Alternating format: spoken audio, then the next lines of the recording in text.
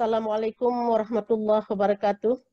Syukur alhamdulillah, segala puji bagi Allah Sallallahu Alaihi Wasallam, serta selawat dan salam kepada junjungan Nabi besar Muhammad Sallallahu Alaihi Wasallam. Bapak Ibu yang dirahmati Allah, kami dari instalasi promosi kesehatan rumah sakit seperti biasanya selalu memberikan edukasi, informasi seputar kesehatan.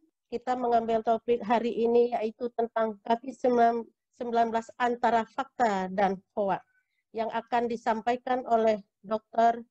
Safrizar Rahman, SPOT. Kepada Bapak kami silakan. Baik, terima kasih. Assalamualaikum warahmatullahi wabarakatuh. Waalaikumsalam warahmatullahi wabarakatuh. Hamdan wa syukran lillah, salatan wa salam ala rasulillah wa ala alihi wa sahbihi wa mawalah. Puji syukur karena dari Allah Subhanahu wa taala yang dalam kondisi pandemi pun masih memberikan kesempatan untuk kita, kesehatan untuk kita agar bisa saling berbagi, memberikan pencerahan kepada masyarakat dalam kondisi yang sehat walafiat. Salawat beriring salam, marilah sama-sama kita sanjung sajikan kepada junjungan alam Nabi besar Muhammad sallallahu alaihi wasallam yang telah membawa manusia dari alam kegelapan ke alam yang penuh ilmu pengetahuan. Yang saya hormati para penggagas kegiatan dari PKRS RSUD-ZA yang sudah memberikan kesempatan kepada kami untuk memberikan pencerahan kepada masyarakat terkait kegiatan terkait COVID-19. Baik, kita akan mulai bahwa kita berada di dalam pandemi COVID-19. Kalau di awal tahun kita mendengarnya ini di media sosial, media massa, kita melihat di televisi, itu adanya di Hubei, Cina, tetapi hari ini sudah berada di sekitar kita, di belakang, di depan rumah kita, di samping tetangga kita, dan berada sangat dekat dengan kita. Ini barangkali sudah agak lama, tetapi saat ini sudah hampir 25 juta orang di seluruh dunia terkena, dan hampir 1 juta orang meninggal dunia. Pandemi ini masih terus akan berlangsung lama, sehingga angka-angka ini sangat fluktuatif, setiap hari akan menaik dengan jumlah yang sangat fantastis. Indonesia sendiri sudah sangat banyak, bahkan sudah melebihi kondisi yang terjadi di Cina yang hanya di angka kurang dari 90.000. Tapi Indonesia sudah hampir 2 kali lipatnya. Dan ternyata Aceh adalah salah satu daerah dengan risiko yang sangat tinggi. Kalau dulu kita pernah mendengar Aceh bebas, Aceh daerah yang aman, tetapi hari ini Aceh sedang memulai dan terlihat grafiknya belum ada tanda-tanda penurunan. Dan satu hal lagi yang agak mencengangkan apa yang terjadi di Indonesia adalah ketika Cina mengatakan anak-anak sangat jarang terkena, maka di Indonesia ternyata angka kejadian pada anak cukup tinggi. Menurut Ikatan Dokter Anak Indonesia, Indonesia menjadi salah satu negara di dunia yang memiliki angka kejadian COVID-19 pada anak yang tertinggi, yaitu 9,1% dari kasus itu terjadi pada anak. Dan ini sangat mengkhawatirkan, padahal di dunia anak dianggap sebagai kelompok yang tidak rawan atau tidak rentan, tetapi di Indonesia menjadi kelompok yang berbeda. Kalau kita lihat di Aceh hari ini sudah ada, mohon maaf ini tidak update, sudah ada 2.062 orang yang positif. Dan kemudian angka meninggalnya juga sudah cukup banyak, sudah di atas 60. Dan dengan angka positifnya ini di atas 12%, artinya di atas 10%, dan ini sangat fluktuatif, terus bisa mengalami perubahan dari hari ke hari. Kalau kita lihat grafik ini, kita berada di grafik yang ungu. Artinya apa? Garis ini adalah garis kemampuan sistem kesehatan kita. sistem rumah sakit kita. Hari ini jumlah pasien kita sudah di atas kemampuan rumah sakit kita. Kalau rumah sakit kita hanya mampu menampung 400 pasien, tetapi hari ini pasien aktif kita sudah berada di angka 700-an. Artinya ada 200 pasien yang tidak tertangani dengan baik.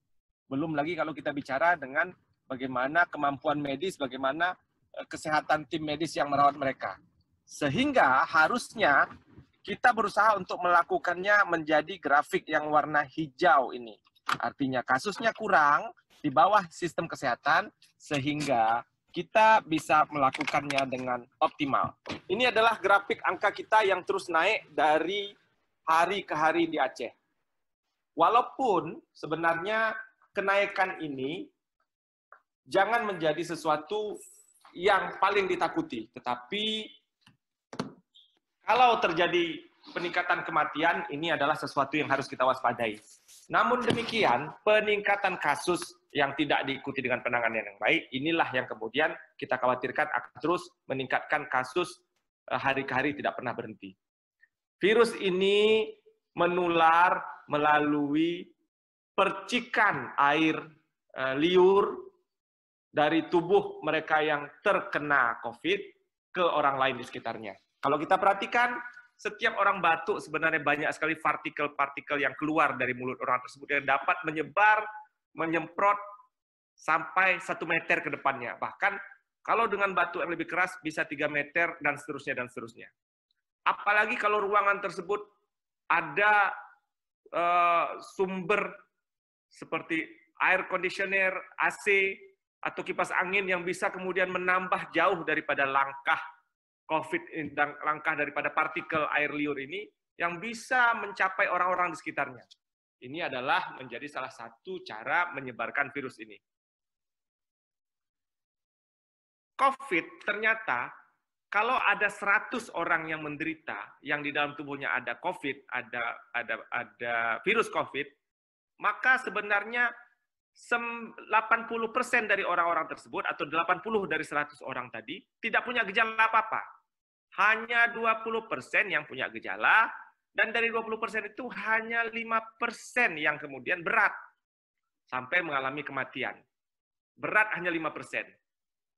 Nah, tetapi kalau 5% ini dikalikan dengan jumlah penduduk Aceh yang katakan adalah 5 juta, kalau 50%, kalau 5 juta berarti 10%-nya 50.000, 25.000 yang akan berat, maka Aceh akan kolaps. Kenapa? Karena 25.000 itu yang 5% tadi kalau dari sisi persennya kecil, tetapi ketika diangkakan jumlahnya sangat besar. Aceh tidak akan mampu merawat kalau ada 25.000 orang yang mengalami sakit berat. Nah, artinya kalau hari ini kita memiliki 2.000 kasus, ya, ini barangkali hanya 20-30%-nya saja dari real kasus yang ada. Bagaimana tanda orang yang punya kasus atau yang bergejala, yang 20% ini yang bergejala ini, tandanya adalah pasti demam, batuk, sesak. Ini mungkin semua orang sudah berpikir ke arah COVID. Tetapi di antara ini ternyata ada tanda-tanda lain yang barangkali masyarakat belum banyak tahu. Bagaimana mereka kehilangan penciuman, atau kehilangan pengecapan, atau kemudian mual, sampai diare. Ini ternyata hari ini sudah dianggap sebagai gejala awal COVID.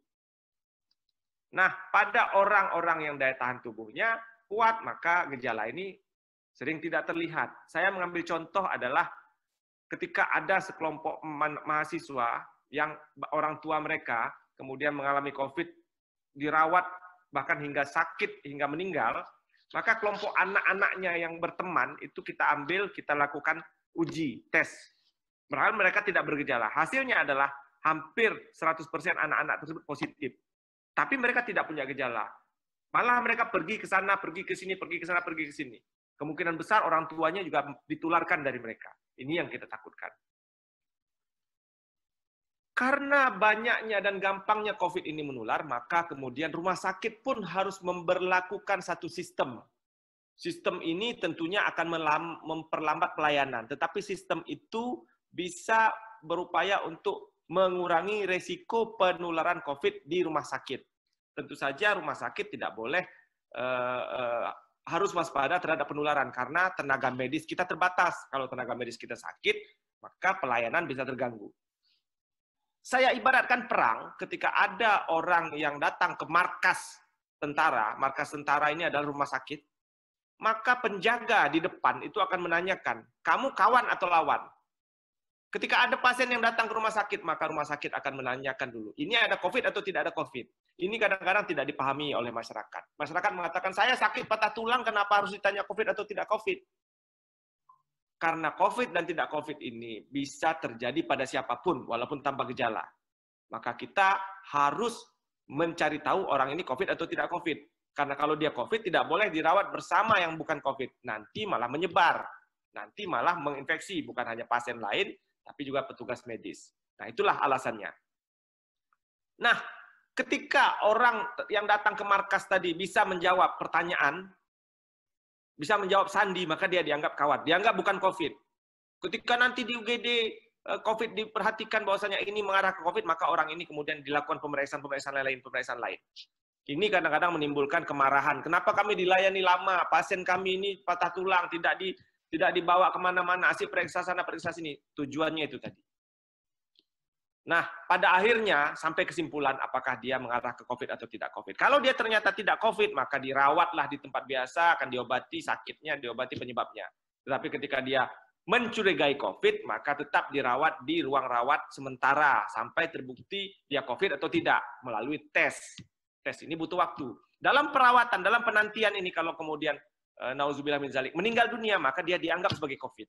Sama seperti orang yang datang ke markas tadi. Ketika dia sampai ke markas, dia tidak bisa menjawab pertanyaan, dia seperti kebingungan, maka dia dianggap adalah musuh. Ketika dia di karantina, ketika dia diobservasi meninggal, maka dia tidak langsung dianggap pahlawan, tetapi tetap dianggap musuh.